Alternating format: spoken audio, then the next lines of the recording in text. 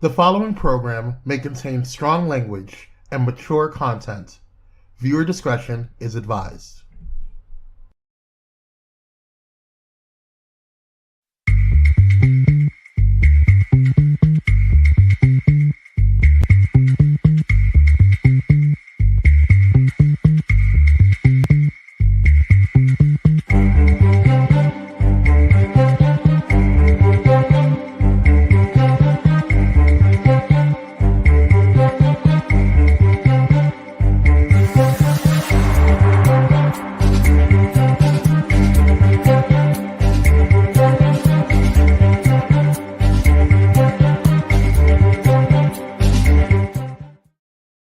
Good evening, good evening, good evening, and peace and blessings to you. It's a great day. It's a blessed day. And if you don't know anything else on this day, know that you deserve to be blessed.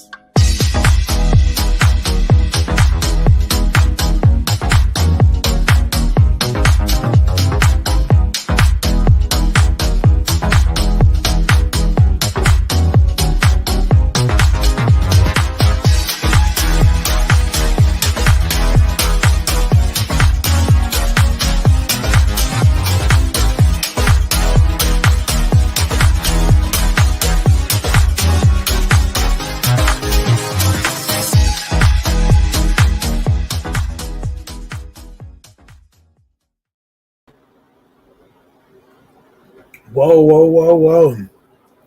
Good evening, good evening, good evening, and peace and blessings to you. It's a great day. It's a blessed day. It's a Monday. And if you don't know anything else on this Monday, know that you deserve to be blessed. Hey, everyone. I am Titan Capri of the Titan Capri Experience. And I just want to welcome you all in on this Monday. And, you know, check in with you all. Check in with you all. Tonight, our topic is going to be Black, Gay, and Positive. Black, gay, and positive. Now, look, ladies and gentlemen, I know you all know about these things and all of that good stuff, but we're going to get into it in just a minute. But I want to give you that preface, just black, gay, and positive. I want you to think about it, figure out what you think may be or may not be, and then we're going to go forward with that. Okay. It's Monday. I hope that your weekend was a great one. I hope that everything was like they used to say back in the day, copacetic, right? And so I want to welcome you to the Titan Capri Experience. It's been a wonderful journey getting to this point, and I'm liking it. I'm liking it. So I want to welcome you too, and then I want you to go out there and search, like, subscribe, do all of that good stuff. I am Titan Capri of the Titan Capri Experience, and I am on all social media platforms as Titan Capri, right? And so I want you to go out there and check it out and do all that good stuff. So tonight, we're talking about black, gay, and positive. And I want to know, did you know about HIV? Did you know, right? Did you know that being black, gay, and positive is intersectional? And I know you're probably thinking to yourself, oh, Titan, well, what's intersectional? Well, it means that we intersect on so many levels, right? I'm going to break it down like bruh man on the fifth floor. Y'all see that? On the fifth floor. It's intersectional. I'm not only positive. I'm not only gay. I'm not only black, but I'm also a brother. I'm also a father. I'm also a cousin, a friend. I'm also a man. I'm also so many other things that come into play, right? And so sometimes we have to really think about, did you know that it was intersectional? Did you know that all these things intersect to make me who I am? And it's not just one thing. You understand what I'm saying? It's quite a few things that come together. And so if you think about it, I'm black. First, you see my black skin or my brown skin, as somebody told me today, because it's not black.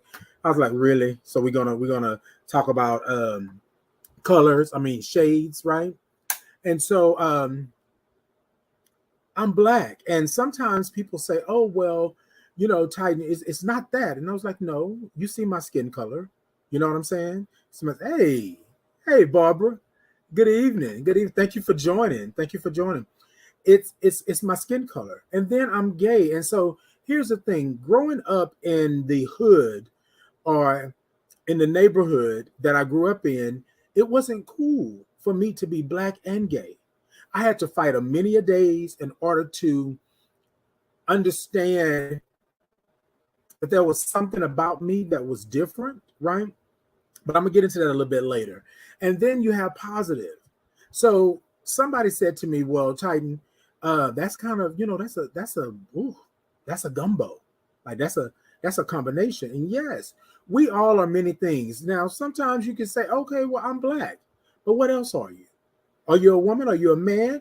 Are you are you LGBTQIA? Are you non-binary? Are you what where do you fall in that? And it's so hard sometimes for people to really understand or to know where you are. So when I lead off and say that I'm black, gay, and positive, sometimes people be like, okay, well, aren't you gay? And I'm like, yeah, but I'm also black and I'm also HIV positive. So did you know that it is intersectional? Did you know that it was intersectional? That's the key right there. That's the key right there. So I want you to think about those of you watching, those of you tuning in, those of you commenting and things like that, and sharing and liking and subscribing. Those of you, think about where you're at. Are you intersectional? And the answer should be yes, I am, because I am many things, right? Now, how you identify is how you identify, but I am many things. Some people may say, oh, you gay, right? But I'm also black. I'm also positive. I'm also a father, a brother, a cousin, a friend. I'm also somebody that holds down a job, that has a business. I have so many things going on that sometimes it's hard for me to say that I'm just one way. Does that make sense? Okay, I hope it does, ladies and gentlemen. I hope it does. So we're going to get on into the thought. I know we're kind of moving, but I have a little bit of a loaded story that I want to tell you all. And so being black, gay, and positive, that's the thought tonight. And so I want to take a moment and talk with you all about where I'm at now and then where I came from. I said to myself, and myself say, Titan, what are you going to do? Right? What are you going to do? You're black, you're gay, and you're positive. Now, here's the thing. A lot of times what will happen is that people will make you feel some kind of way about being black. They'll make you feel some kind of way about being gay. They'll make you feel some kind of way about being positive. And then you have your own issues and problems and concerns about those three things that I just mentioned. So tonight I want to talk about that. I want to give you a scenario or give you a story and let you know just a little bit more about me, right? Let you know a little bit more about me. So this year I celebrated 17 years being HIV positive. And yes, I said 17 years I celebrated because there was a point that I should not have been here, right? According to the doctors, I should not have been here. I should not have made it through. I shouldn't have done all these things. But let me tell you something. When you're blessed, you're blessed. And that's just what it is. So I want to say to you all tonight that the story I'm about to tell you is something that I have held near and dear to my heart. And I don't tell many, but in these last couple of years, I've been walking in my truth and speaking my truth. And I want people to understand who I am and where I came from and who I still am, right? And so I didn't understand what being black meant, what being gay meant with being black, and then what positive meant with the two of those things. I have been called a lot of things. I have been told that I would never see heaven. I have been told that I would never be blessed. I have been ridiculed. I've been bullied. I've been pushed and pulled. And that's not just from people that I don't know. That's some of my family.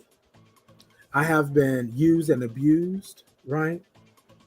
And it's crazy because I sit back and I think on how many times I believed that my blackness was the greatest thing in the world until I got in the world. And then I was told that I was nothing. I was called the N word back and forth and this and that. And I really didn't understand it. And I'm going to tell y'all something. I didn't understand that until I moved to a small town that was predominantly white or Caucasian. And then I understood what a was. Then I understood, you know what I'm saying? What that was. And I don't know if it was intentional. I said in the beginning that it wasn't intentional because I believe that people just, you know, spoke the way that they spoke, the way that they were raised, the way that they learned. And I had to learn that that's not right. That's not right. Why do you get the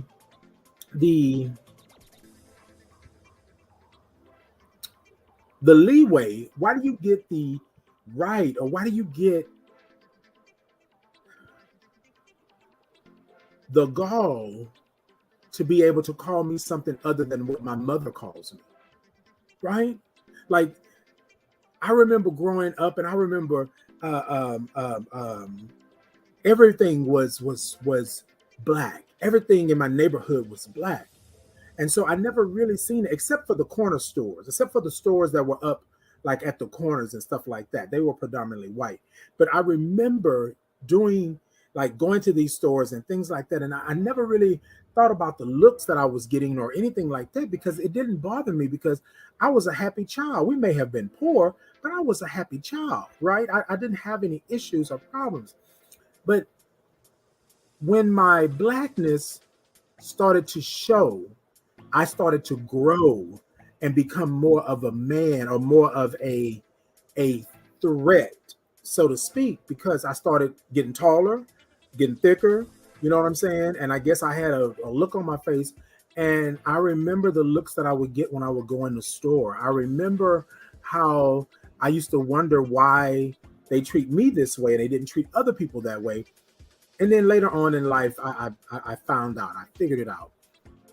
I really didn't know what the issue was with me until my gayness. Now, I didn't even know that my gayness was coming out. But according to people and people in the neighborhood, I was gay, and it was apparent that I was gay. And they were going to make me suffer as much as they could, right? Now, I'm speaking as someone sitting here they've been through up and down and all around, and this is what I feel. Now that I look back on how people approached me and how they talked to me and stuff like that, I can understand where they're at, right? Before I couldn't get it. I didn't understand. My gayness was something that came out, and instead of it being a beautiful thing for me, it became something that was nasty, that was devastating, that was ugly, because everybody picked on me because I was gay. Everybody wanted to fight me for some reason. And it got me to thinking like I couldn't even be myself, right? I didn't know what myself was. First off, I really couldn't be black in certain spaces. I had to know how to code switch in order to survive, in order to live. And then here I come being black and being gay. And now I got to find out how to survive all over again. After I done got jumped, after I done got beat up, after I done got ridiculed and stuff like that, now I got to figure out. After I've been told that I was going to hell, that I wasn't going to heaven, now I got to figure it out. I'm black and I'm gay.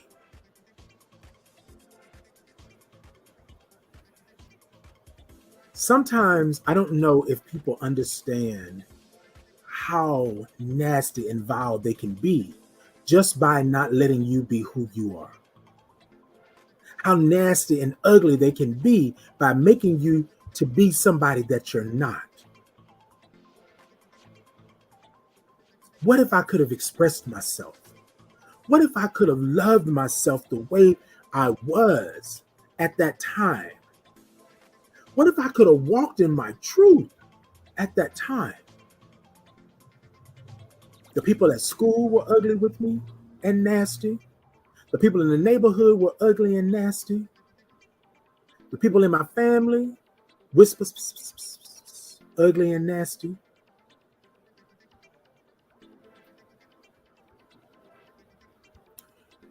Sometimes you have to take a moment and understand that although we want a perfect world, that although we think that the world is wonderful and great, it is nasty at times.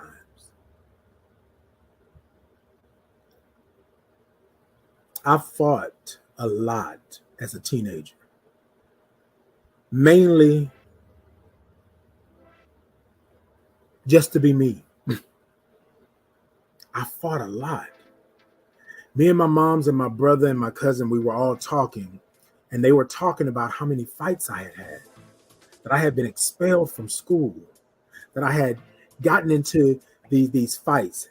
5 guys jumped me one day when I skipped school, and it was just a lot of stuff. And then I was at church, and although I was singing in the choir and I was on part of the junior deacons board and all of this stuff, I still wasn't good enough. I still was wrong and I was bad. Then I would go into these stores, and then the Caucasian people would make me feel even worse because of my skin. Not that they knew who I was, not that they cared who I was, but my skin. I remember one time, and I was really, really young, and I don't know why I remember this out of everything. And my grandmother took us to a store. I'll never forget this. My grandmother was a maid. My grandmother's really fair-skinned, though. And so she took us to this store, and this lady walks up to her, not having any idea that my grandmother is black, right? She's just fair-skinned. She asked, who are these 2 in babies? Because it was me and my brother. My grandmother had us together in the store.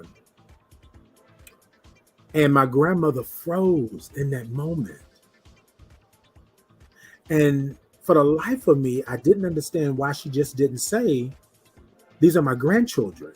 You know what I mean? And I didn't know it then, but I had been taught a lesson inside of this grocery store. My grandmother grabbed us in a manner in which we were to get behind her, right? She took a defensive stand, although the Caucasian woman probably couldn't tell, but she took a defensive stand because she was ready to defend us, these 2 little in babies.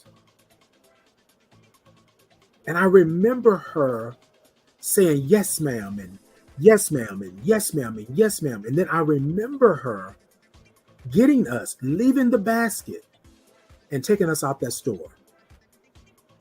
And we on the way to the car, we don't understand. We want Twinkies, we want this, we want that. Why we can't have this, Grandma? And for the life of me, I didn't know. But now, years and years later, we talked about it. I knew then I was black. I knew then that people that looked like my grandmother moved a little differently in these rooms. Still a maid, still being talked down to and doing, but she moved differently. And she knew whatever was going to happen. I don't know. But that day she got us up out of there with quick, fast, in a hurry. And I didn't know it then that my blackness meant something. Kind of 2 things, double-edged sword. My blackness meant great, kings. I'm descendants, right, of royalty. But on the other hand, in that store, my black meant nasty. My blackness meant vile and ugly.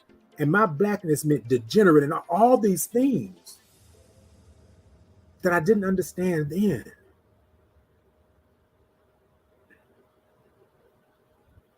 Then I remember one day me trying to keep up with everybody else, because now, y'all, I'm skipping forward, right? Because I need to get to this. Me trying to fit in with everybody else. I had girlfriends, right? And I'm not going to tell you that I didn't love them, because I loved them for what it is that I thought that I was supposed to love them for. I love them in a manner in which I didn't even understand that I was different until society told me I was different. I thought I was like everybody else.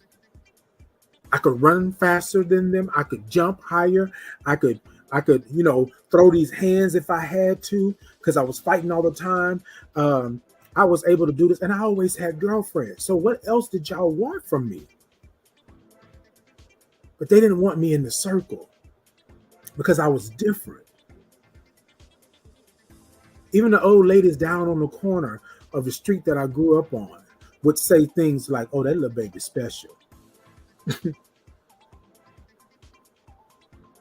There were things that were said all the time in whispers, and I thought I was just being me, which I was. I didn't know it was bad. And it wasn't until I got to junior high, I believe, that sugar went to. That's when I fought the most. That's when I was always, just about every day, coming home from Hartman Middle School, I was fighting. Now, one thing I'm going to say on this, I don't fight no more. I don't do those things like that. But let me tell you, after you've been in so many fights, it's not too many more you're going to lose. It's not too many more you're going to lose. Now, back in the day, I would scrap you. We would scrap. We would clear the room. I can't do that now. My bones don't heal as quick. Things don't do what they used to. But it was everybody in the neighborhood. They were always talking about me and this. And I felt as if I was the only one. The only one. Nobody had anything good to say to me. Now, I played sports because that's what people said I had to do as being a man. You know, men don't do this. Men don't do that. That's what it was. You a man. Man up. But they would try to always punk me. You know what I'm saying? They would always try to come at me and say that I wasn't a man, but I could whoop the best of them. I could stand toe to toe with just about everybody. And I'm not trying to brag on that, but ladies and gentlemen, what I'm saying is I had to do something because everybody was picking on me because I was different. Nobody wanted to tell me why I was different, how I was different. Was I the only one on this earth that was different? Nobody wanted to say that, but they could ridicule and talk about me. I couldn't go to parties. I went to parties. Some girls would want to dance with me, and I didn't want to dance with them at this time because I guess my sexuality, I don't know what was happening.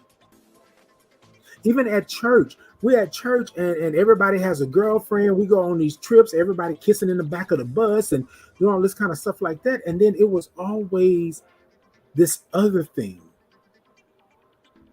In the daylight, I was something that couldn't be around. I was something that you couldn't deal with. I was something that you shouldn't deal with. But when night came, in the words of Whitney Houston, when the night comes, my lonely heart cold. No, that wasn't what it was. When the nightfall, then every man, and I say man, that ridiculed and talked about me when I was up on the corners, when I was going to the stores, whenever I was doing whatever it is that my mama had me do, going to buy some Bisson and Hedges, ultralights, or whatever the case may have been. They always were extra friendly and always wanted me to come and chill with them. And ladies and gentlemen, I didn't understand it then. I didn't get it. What was that? Right? I'm a child, still innocent, don't know what's happening. And then here it comes. I'm growing taller, right? I'm filling out, I guess. I don't know. And then one summer, my gayness became real.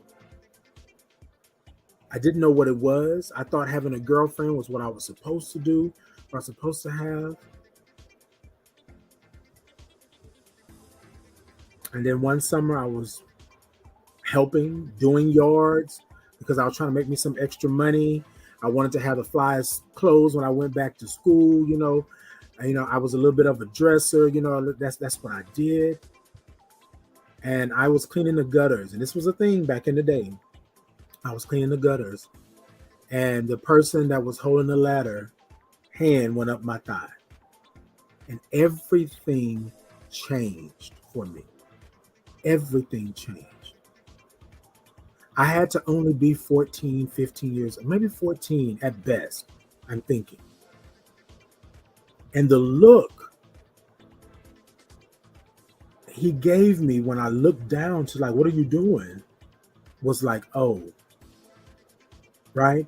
Because I thought that the ladder just shook, and it was about to fall. So I took a step down. And when I took a step down, his hand went right up my leg.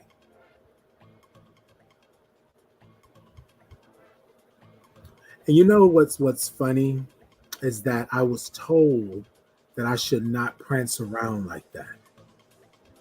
I was told, I'm 14. I was told that I should not flaunt myself like that in front of people. People wouldn't give me that attention if I wasn't out here flaunting. I was just being a kid.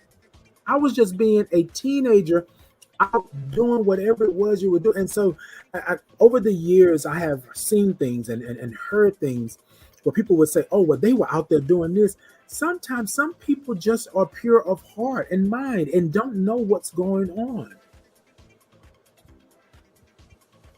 I tried to tell somebody, they didn't want to believe me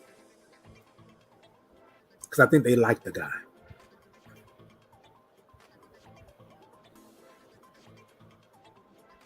There was another time that someone that was close to our family made a pass at me in my grandmother's kitchen.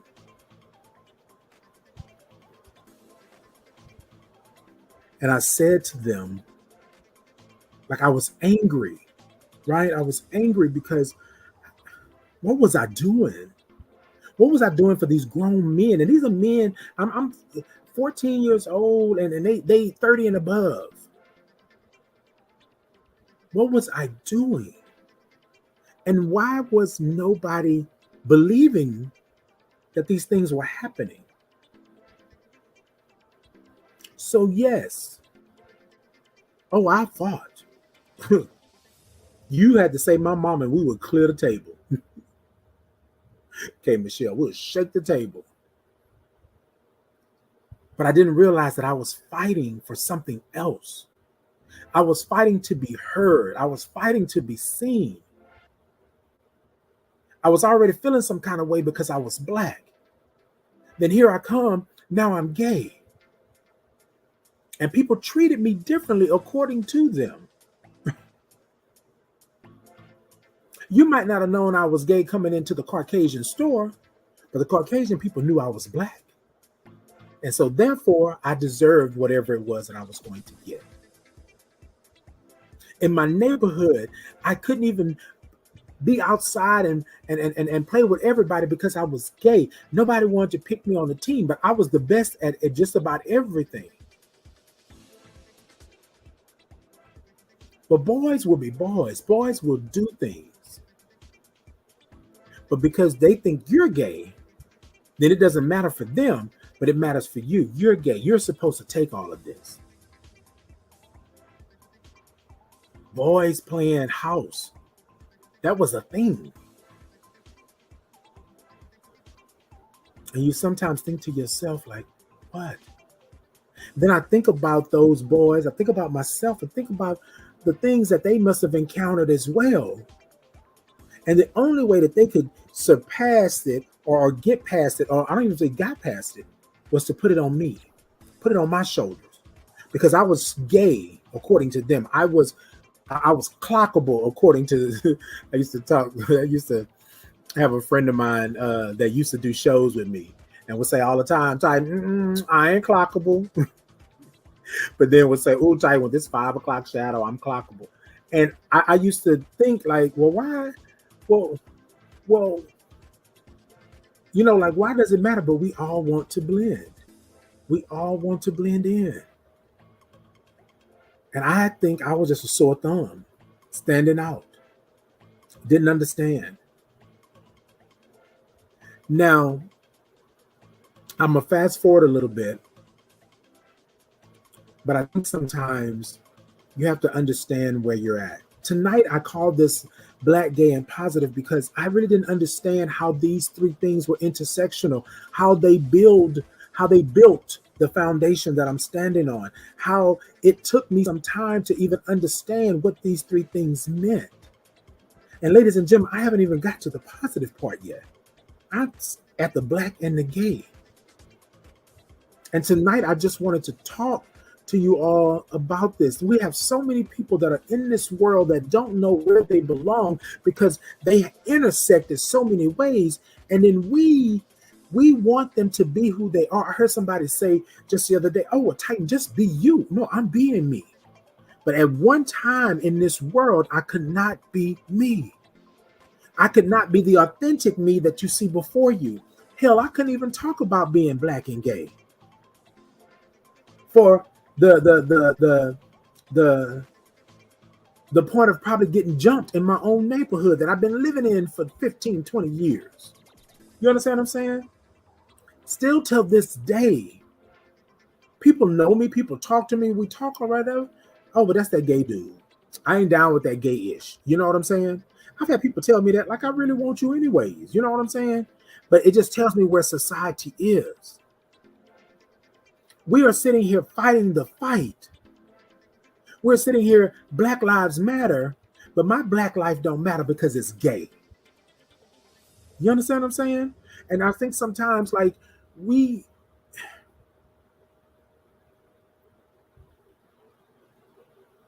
cannot be none of it and all of it. You feel what I'm saying? We got to be able to say who we are and where we are. And tonight, I'm telling you, it took me some time to even tell you that I'm Black, gay, and positive. I'm sitting here before you today, and 3 years ago, I probably couldn't even told you that. I was afraid of what was going to happen because growing up, it was always I was wrong. It was always I did this. It was always that this is what it is. And sometimes you wonder, in that moment, is it you? Is it really you? Are you really that different for them to treat you the way that they treated you? For them to tell you that you'll never see heaven? God don't like that. That's blasphemy. That's nasty. Is it? All right, ladies and gentlemen, look, we rolling. We're going to take a little moment, do a little break. I took a little sip because we're going to talk about this positive part when we come back. Kwame, go ahead on and roll that beautiful bean footage.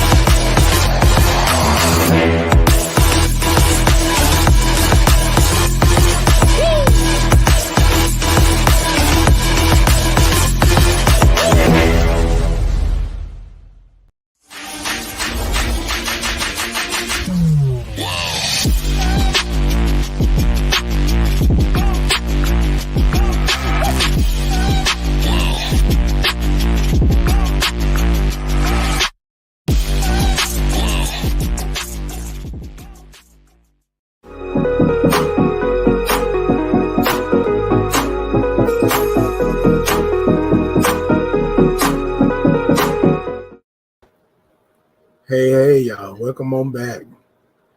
Mm.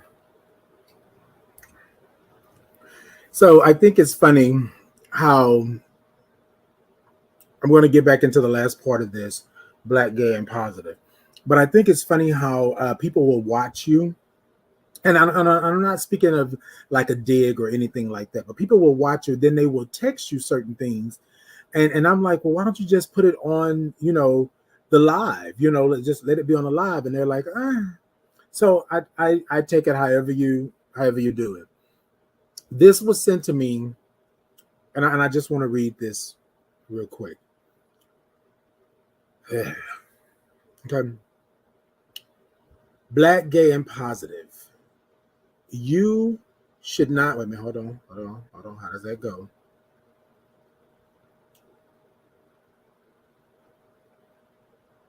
So I'm not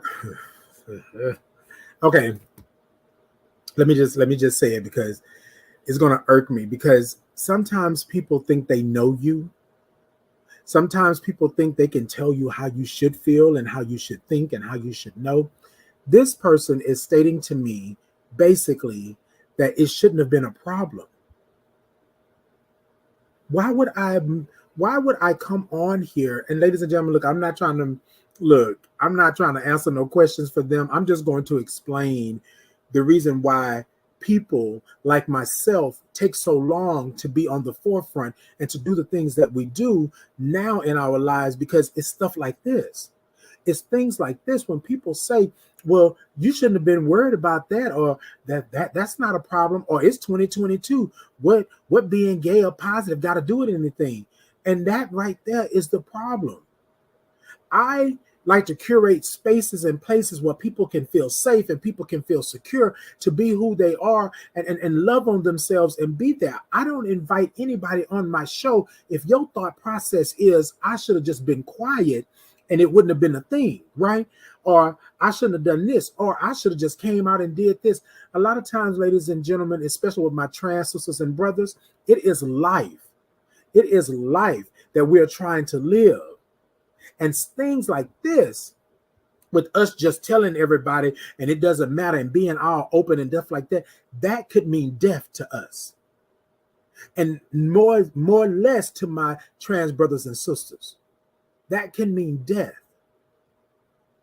But you got people like that want to say, I don't even know what the problem is. You should just be truthful, be honest, come out of the closet. Y'all, I've never been in a closet. I mean, I got one in my room, but I've never been in the closet. And for you to say that it wasn't a thing, that it is against God, and that was the other thing that was in there. I can't win for losing. Now, this is me talking then, not now, because I could give two tears in a bucket, what you're saying now. But for somebody that's out there, and I don't know who this is for, whoever this is for right here, don't you let nobody tell you when and how and what day or what month or what year that it's for you to be who you are. You go ahead and work through whatever it is that you got to work through. You do whatever it is that you feel that you need to do. And then when it's your time, then you do that. But let's just talk about this, though. Let me back up just a little bit.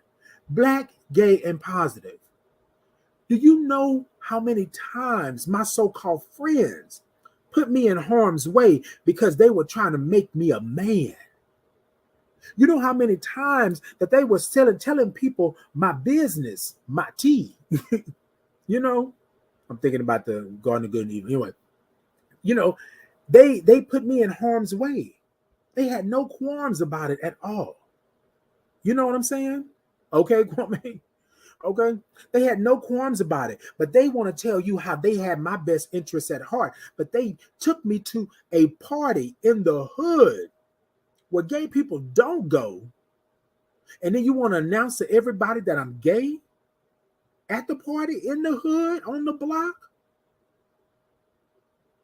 I couldn't hang with them no more. They were cool people, but I couldn't hang with them no more because they mind were warped about what it is. They walk through life. Cool. I walk through life unless you know what I'm doing, right? I'm good.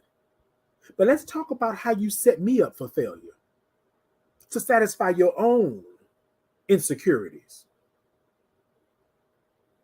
You want to text me while I'm on live and you want to tell me that it's nothing. I need to let it go. That's what the last part. I need to let it go. What am I letting go? This is my life. This is who I am. This is where I be. You feel me? And you want me to let it go. Black, gay, already things are crazy, things are weird. And I'm not going too deep into a lot of things because I only got so much time. But I just want you to know that when you look at people, when you look at gay people, when you look at them, they, this, that, it, because that's how you approach us. That's how you talk about us. As if we are some foreign being on a foreign planet.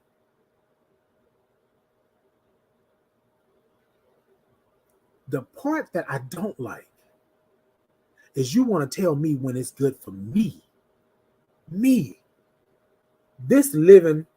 Oh, thank you so much, Barbara. Thank you so much, moms. It's the silences for me. You only want me to let it go because what I'm saying is triggering your spirit. But if I was a seal, let me stop. Look, Kwame, put it up one more time for me. One more time for me, Kwame. It's the silencing for me. See, the very thing that Kwame is talking about right here is the same thing that those men were doing. During the day, they wanted to ridicule. They wanted to fight. They wanted to do all of these things. But at night, then they wanted to call me over. Then they wanted to talk about this. Then they wanted to buy me things and promise me things. And I said to myself, Lord, what is happening? Do their wives know? Then they would tell you things like, I will kill somebody. I will beat somebody. I will do something if you tell somebody. But those are the men. I'm the one that should be stoned. But those are the men. And then, ladies and gentlemen, years later, still trying to battle with being black and gay, here comes positive. And the way I became positive was one of those things to where I lied about at first. Okay, Kwame says, it sounds like some mega church preachers to me, but this ain't that type of show. Sips tea.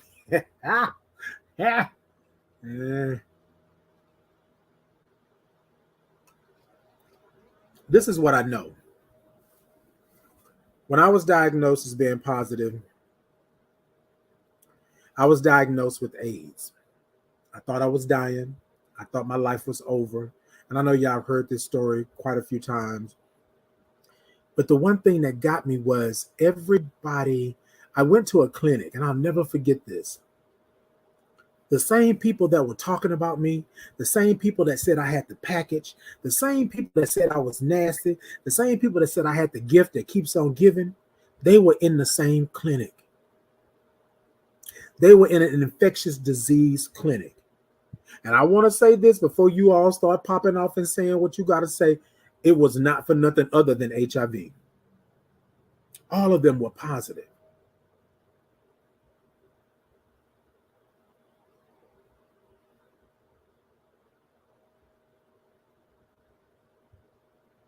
I didn't know whether I was going to live or die. But then I had to worry about whether or not I was going to be accepted. Instead of me worrying about my health, instead of me worrying about whether or not I'm going to live or die, I was worried that I had shamed my family, my friends. I had shamed these people. I had shamed all of this stuff, and I didn't know what was happening.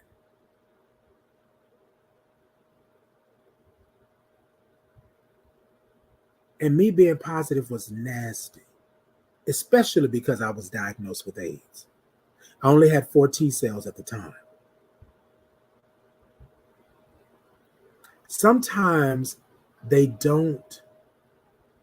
people don't understand just how far they can push you, or just how far deep down the rabbit hole they can send you because of that. My mama says she remembers somebody getting on the elevator with me when I was at my worst, and they thought I was going to die. And she said that the man was talking to her as if I was already gone. The man stood all the way in the corner of the other side of the elevator, didn't want to get near me because I looked pretty bad. I looked bad, but that doesn't excuse, you know what I mean? And I remember her being in the room with me when the doctor said that I have AIDS, and the doctor walked out. And I'm saying, wait, what? Like, I'm here for my what? Then things went crazy. I still had that air about me that I wanted everybody else to love me and like me, regardless if I was Black, gay, and positive, but especially being positive. I felt like I was nasty. I felt like I had been ruined, as they would say. I felt like it was nothing. Okay, Barbara? Okay. And then I realized that death was not for me. Ooh, I'm going to take a deep breath. Because I said I wasn't going to cry tonight. It's hard sometimes when you want to die because you can't be you. If I'm going to be HIV positive and near death, God, just take me. Take me, because it's not worth it. I'm tired of fighting. I'm tired of being hurt by people. I'm tired of being used and abused because for some reason being gay puts a sign on your forehead that say use me or try.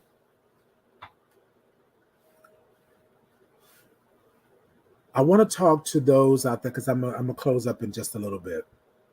I want to talk to those out there and say to you that I own it now. It took me a while to own my Blackness, to be able to stand up and fight for my Blackness. I own it now to be a Black gay man, to stand up in my gayness and fight for it if I have to. But I'm not afraid to speak up. I'm not afraid to be there anymore. And ladies and gentlemen, I am HIV positive, 17 years, and I have owned it enough now to celebrate me being positive.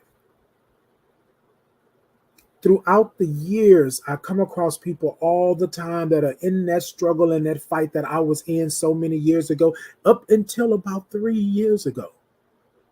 And sometimes I still got to struggle a little bit because everything you just can't let go of. But I want to say to you tonight, you have a friend. You have a place. Stop going into these places and spaces that don't want you. Stop going into these spaces and places that ridicule you and talk down to you. And stop getting with these spaces and places, these P's and D's that don't want you. They only want you for what you have or what you're doing. You need to be where you are safe. Protect your peace. Protect your peace. That's where you need to be. Protect your peace.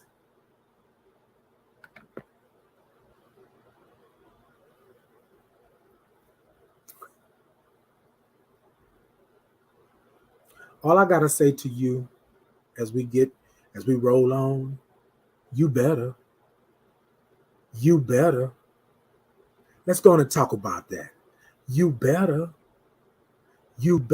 So this is what I want to say to you tonight. This segment of you better means you better do it, be it, love it. And what I mean by it, I mean by whatever it is that you think that it should be. You are the ish. You are you. You the only one that's going to be able to take care of you. Now, you may have somebody over here.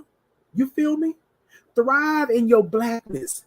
Thrive in your gayness and your positive life. Ain't nobody else going to do it for you. You better get up and move. You better rock out. Have fun. You better live your life, travel, do those things that make you happy. Because I want to tell you that Black, gay, and positive, for some people, it's not easy. I want you to move. I want you to go. You better tell them next time.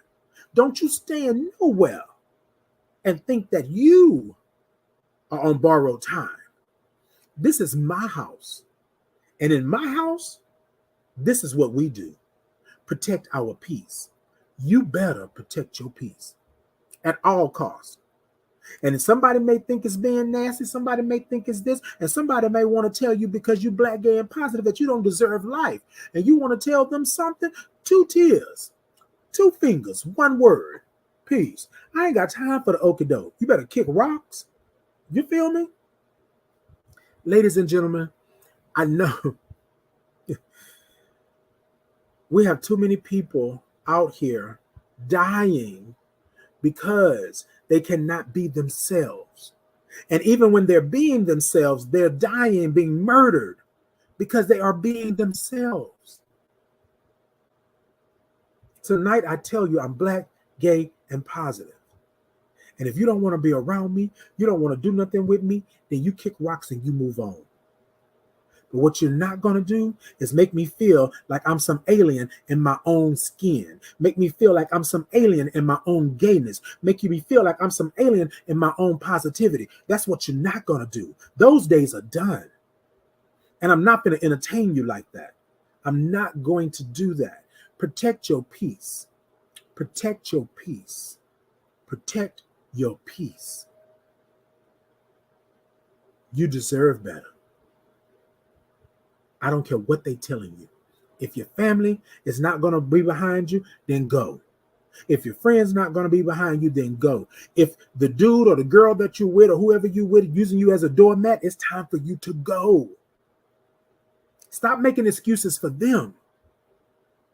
Love yourself right where you are.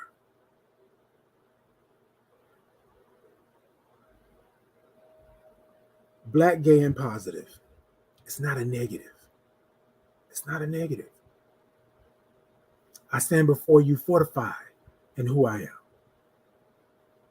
I stand before you and I want you to know that it does get easier. I stand before you and I want you to know that you are loved. And if your family don't love you, come on over here. Let Titan put some love on you.